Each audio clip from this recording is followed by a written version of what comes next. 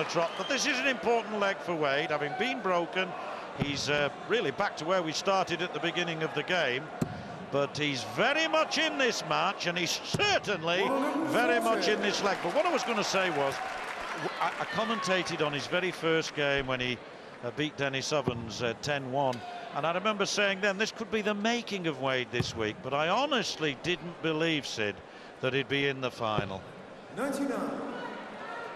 I wasn't too sure myself, even though I knew his calibre. Rod Harrington has just stepped in the commentary box to take up a fine point on the throw. Till, as we see, 7-1 on now.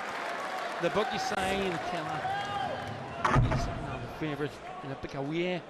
Rod suggests that Taylor stacking is off kilter by a few degrees, that he's landing the dart a little too flat. We can only work that out when he actually lands one below the bed. But keep your eye on it. On the evidence of that shot, Rod's right. The Taylor dart tends to drop at an angle of 8 to 10 degrees below the bed, like James's. So maybe the famous stacking isn't cracking quite as well, John. Well, ironically, Taylor's darts tend to land in the bed rather like those two did of James Wade, don't they? But they were his all right with the Union Jack flights. It's too high, really. Oh, brilliant. An understacker. If he keeps doing that. And on that second dart could be vital in this. The Taylor can stack him underneath. Wade in problem valley.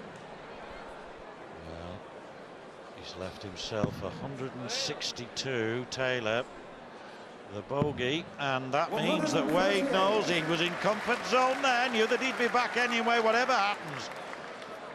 It's Taylor making a hole in this. Can do nothing about it if Wade hits tops. 90. James require 40. There we go then. Tops for 98. Double 10. Lovely shot. Taylor has shot on the wire in the middle of the bed. 18 leg to throw. Yeah, and that's the third time that Wade has finished a leg on double 10. He opened up the match with a double 10, 100 finish, and when we were all expecting him possibly to go 2 double tops on 80, went treble 20 double 10 again in the 5th leg, another 100 finish, and that took him into the break, the first break, with a 4-1 lead. He's held on to that lead until the 15th leg, 16th leg rather, where Taylor drew level. But there's nothing in it, Sid. 81. Absolutely, Taylor 7 times away with this. And let's just look closely at the angle of the stacking dart. Rod's right. That's 5 degrees higher and flatter than it was when he was beating Hamilton last night. 100. Lovely last dart, and you see that's the perfect one. The one that lies at an angle of about 6 degrees to the horizontal. For all that, his average tonight, 101.44, is considerably better than when he played Hamilton. Although he finished with 102 average for most of the matches, he was in the mid-90s. But we saw that surge towards the end, didn't we? A quite brilliant sequence of legs. See, that's more like the angle that he normally lies them in when going for the 60th. Oh, stylistic point.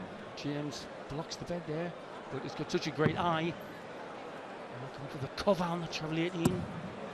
Then went back there. Well, why did he do that? Why desert it? Odd. Yes, the cover shot downstairs might have profited him, I don't know. He prefers to go to the 18s often. Nothing wrong with that, of course, but if you block it, then often 85. there's only one alternative.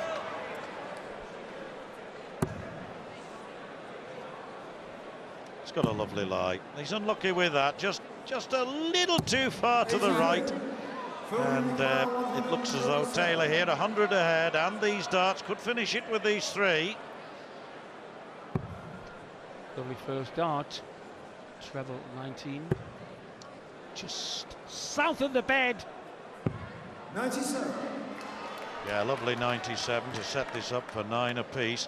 And the pattern of the game, if it continues, Sydney, we'll see Wade winning on his throw, Taylor winning on his throw, And this is one of the reasons why Wade's average is well down on Taylor's. Taylor's winning on his throw with some comfort. Getting the tops, Wade back on 142 and 9 apiece. What a match, what a pair of players. I will not bore you with my factual stats and everything about the power, but this lad, 23-year-old James Wade, the sensation of this week's match play tournament.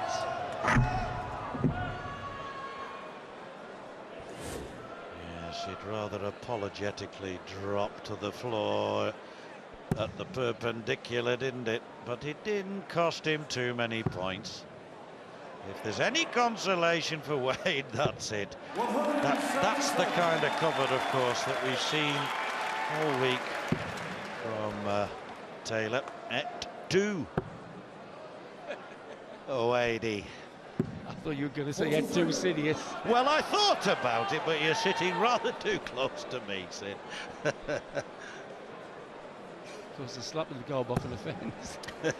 Anyway, Taylor really wildly away with that one. The accuracy of the lines he was getting in the latter part of the Hamilton is not there. I'm talking at the margin.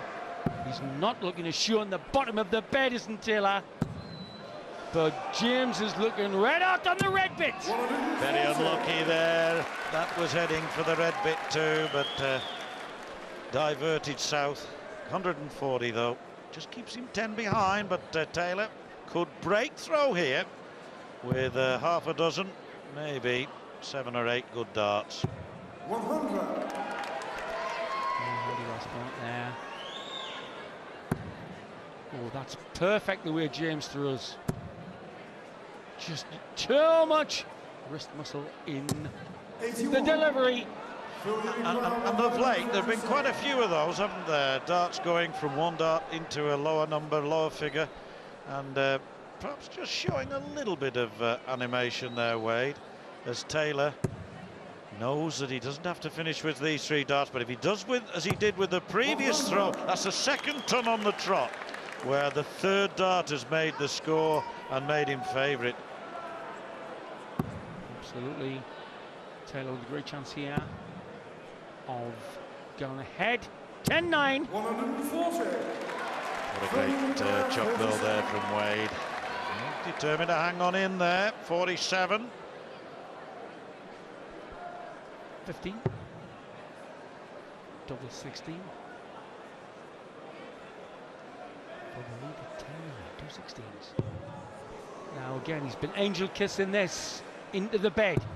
That was a bit further away than I thought. He got a flick on the flight, but it was accurate.